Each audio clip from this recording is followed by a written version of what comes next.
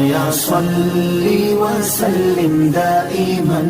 أبدا على حبيبك. پیدا ہوئے تو سر سے باپ کا سایہ اٹھا دیا، گھٹنوں چلے تو دادا عدم کو روانہ تھا، چلنے لگے تو مادر و ام ہو گئے جدا، ہر ایک سایہ سر سے یوں اٹھتا چلا گیا، سائے پسند آئے نہ پروردگار کو، بے سایہ کر دیا گیا اس سائے دار کو. حضرات سامعین گرامی، اللہ رب العزت کے فضل اور اس کے کرم سے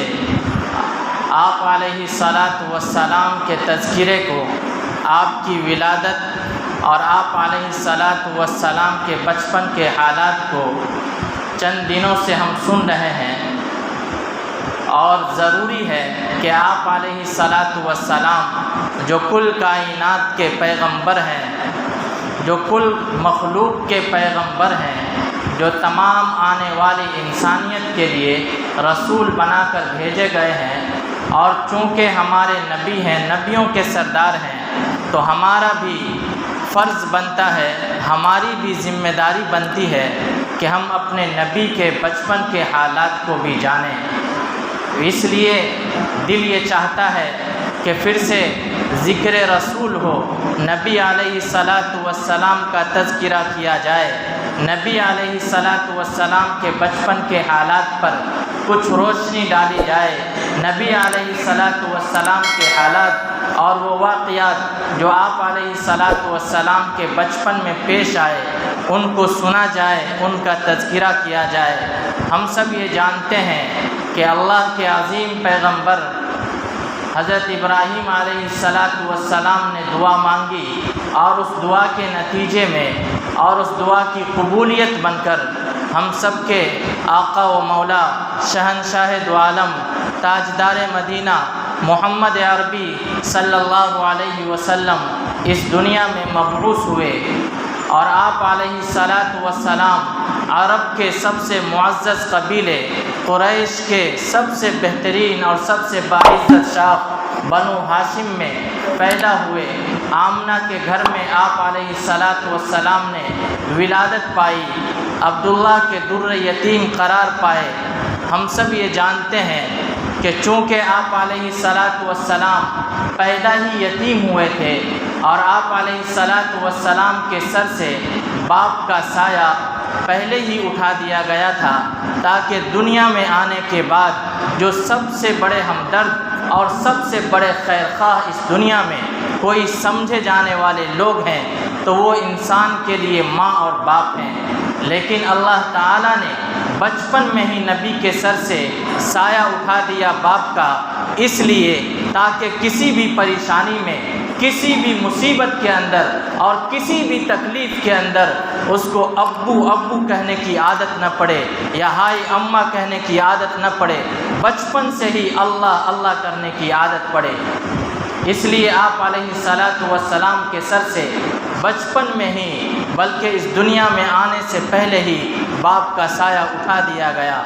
دنیا یہ جانتی ہے اور دنیا یہ سمجھتی ہے، اور اس وقت کے لوگ بھی یہ سمجھ رہے تھے کہ یتیم ہیں، اور ان کی اگر پرورش کریں گے، ان کو اگر دودھ پلائیں گے، ان کو اپنے یہاں لے جائیں گے، تو چونکہ یہ یتیم ہیں، ان کا باپ نہیں ہے، اس لیے حق المحنت یا حق الخدمت جو ہوتا ہے وہ مکمل نہیں ملے گا، کچھ فائدہ نہیں ہوگا. اس کو ہم تفصیل سے جان چکے ہیں.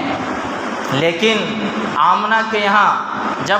اللہ کے نبی محمد عربی صلی اللہ علیہ وسلم پیدا ہوتے ہیں، اور چونکہ پوری کائنات خوش تھی، کائنات کے ہر ذرے خوش تھے، اور ہر چیز گنگنا رہی تھی، اور ہر ایک فرد مسرت میں ترانے گا رہے تھے. ماں کا دل تو ماں کا دل ہوتا ہے، اس دل کے اندر جہاں ایک طرف خوشی تھی، ایک طرف مسرت تھا، اور ایک طرف انتہا درجے کی وہ دل کے اندر خوش ہو رہی تھی، اور اپنے بچے کو دیکھ کر بہت بہت شاداں تھی اور ساتھ ہی ساتھ ماں کا دل تھا، لیکن اس دل کے اندر ایک غم بھی تھا، ایک درد بھی تھا، ایک کرب بھی تھا، چونکہ اپنی بے بسی نے تڑپا دیا تھا اس قدر، دل کے اندر یہ سوچ رہی تھی کہ کاش آج عبداللہ زندہ ہوتے، کاش آج ان کے باپ زندہ ہوتے تو ان کو دیکھ کر خوشیوں سے پھولے نہ سماتے، ان کو دیکھ کر انہیں اپنے سینے سے لگاتے، ان کے چاند سے چہرے کو بار بار چومتے اور سینے سے لگاتے،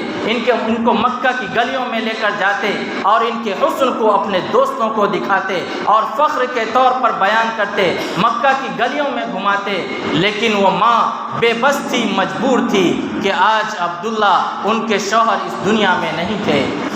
اسی عالم میں اور اسی کیفیت میں پکار اٹھتی ہے کہ کون میرے بچے کو کھلونا لا کر کے دے گا، کون میرے بچے کو کھلائے گا، کون میرے بچے کی انگلی پکڑ کر گھمائے گا۔ غیب سے آواز آتی ہے، اے آمنہ فکر نہ کر، اس کا فکر کرنے والا موجود ہے، اگر کھلونا مانگے گا تو چاند کو کھلونا بنا دوں گا، اگر سونے کا دل کرے گا حتیم میں سلا دوں گا، اور اگر کھیلنے کا دل کرے گا انگلی کے اشارے سے درختوں کو نچا دوں گا اور پتھروں سے سلامی دلا دوں گا، اور اگر سیر اور تفریح کا دل کرے گا، گھومنے کا دل کرے گا تو معراج پر بلا لوں گا۔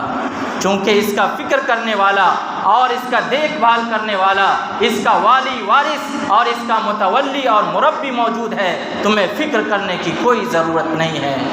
کیونکہ ماں کا دل تھا، اور ہم سب جانتے ہیں کہ ایک بچے کے لیے سب سے بڑا ہمدرد کون ہوتا ہے؟ باپ ہی تو ہوتا ہے، جو اس کی تمام ضروریات کو، اس کی تمام خواہشات کو اور اس کے تمام نخرے کو اٹھاتا ہے، برداشت کرتا ہے، اور پھر اس کو طرح طرح کی چیزیں لا کر کے دیتا ہے، ہر طرح کے کھلونے جو ایک باپ مہیا کر سکتا ہے وہ لا کر دیتا ہے۔ تو یہی ارمان آمنہ کے دل کے اندر بھی تھا،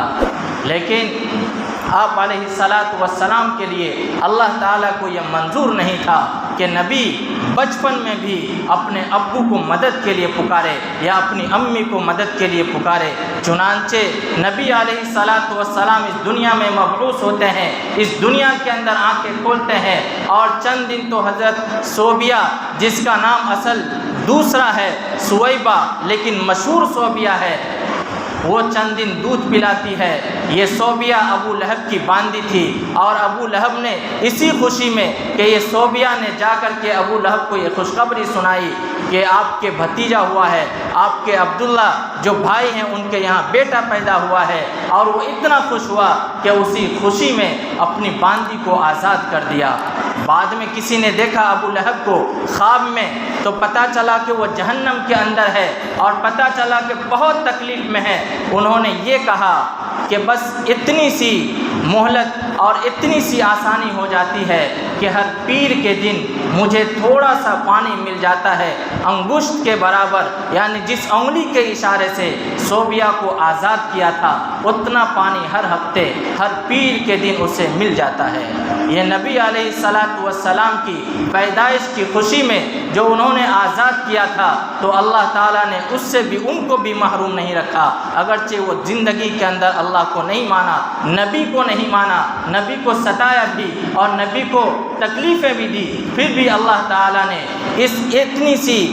جو انہوں نے ایک کام کیا، ایک چھوٹا سا کام کیا اور اپنی باندی کو آزاد کرا دیا، اس کے نتیجے میں بھی اللہ تعالیٰ نے اس پر عذاب کو تخفیف کر دیا، عذاب کو ہلکا کر دیا۔ چنانچہ نبی علیہ الصلاۃ والسلام زمانہ بچپن میں ہی تھے، حضرت حلیمہ سعدیہ لے کر جاتی ہے اپنے قبیلے میں، اور 2 برس تک دودھ پلاتی ہے، چونکہ عام طور سے دودھ جو پلایا جاتا ہے وہ 2 سال پلایا جاتا ہے، اس لیے حضرت حلیمہ 2 سال تک اس کو دودھ پلاتی ہے، اور 2 سال پورا ہونے کے بعد آمنہ کے گھر لے کر آتی ہے، اور لے کر آتی تو ہے لیکن دل میں یہ ارمان تھا اور دل میں یہ چاہت تھی کہ کیوں نہ کچھ دن اور نبی علیہ الصلاۃ والسلام کو، اس محمد کو اپنے گھر میں رکھ لوں، اس لیے کہ وہ برکات کو نازل ہوئے دیکھ رہی تھی، رحمتوں کو نزول دیکھ رہی تھی۔ اس کے گھر کے اندر جو کبھی کھانے کے لیے کچھ نہیں تھا، جانوروں کے تھن کے اندر کبھی دودھ نہیں،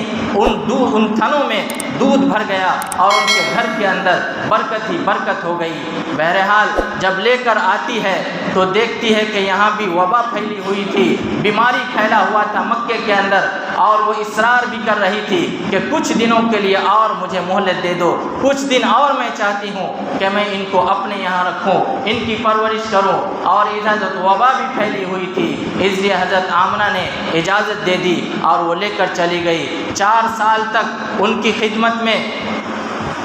حضرت حلیمہ رہی۔ حضرت حلیمہ 4 سال تک آپ علیہ الصلوۃ والسلام کی پرورش کی، دیکھ بھال کیا۔